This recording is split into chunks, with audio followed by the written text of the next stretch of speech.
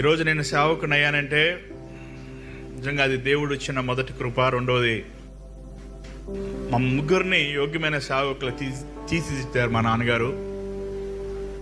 ఈరోజు ఎంతోమంది సేవకులు పిల్లలండి సేవ చేయరు. రెండోది, చాలామంది పిల్లలు లోకానుసారంగా ఉంటారు. నా యవ్వన వయసులో నేను ఏసైని చూడలేదు, కానీ ఏసైలా జీవించి చూపించారు మా నాన్నగారు. ఒకవేళ ఆయన వాక్యము జీవితము వ్యక్తిగత జీవితం వ్యత్యాసంగా ఉన్నట్టు నేను సేవకుని అయ్యేవాను కాదు. ఖచ్చితంగా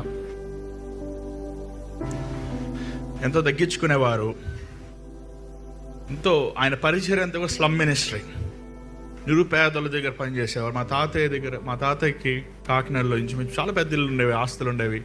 చిన్నప్పుడు తప్పిపోయి అరిసేవాడిని. అద్దింట్లో 19 సంవత్సరాలు ఎన్ని నిందలు, బాధలు, అవమానాలు. మీటింగ్లు తీసుకెళ్లేవారు, బుక్స్ అమ్మేవాడిని, క్యాసెట్లు అమ్మేవాడిని.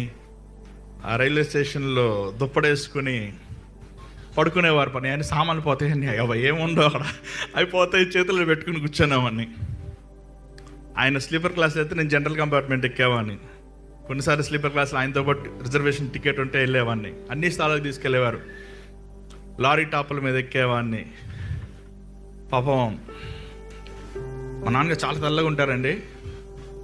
ఆ ఎర్రటనే నల్లగా అయిపోతారు, మళ్ళీ ఇంటికి సాయంత్రం తెల్లగా అయిపోతారు. ఎన్నో కష్టాలు అనుభవించాను. చాలామంది మీటింగ్లు పిలిచి డబ్బులు ఇవ్వరు ఆయనకి. దారికి అసలు కోపం వచ్చేది, వెళ్ళి కుట్టాలనిపిస్తుంది నాకైతే. ఒక యవ్వనస్తుడు వచ్చాక ఆయన అసలు ఆ వాడిచ్చేది ఏంటారు, దేవుడు ఇస్తారు నాకు అనేవారు. ఏంటి డాడీ నువ్వు ఇంటికి డబ్బులు తీసుకెళ్తాను, ఇంట్లో అద్దెలు కానీ భోజనం మనకి.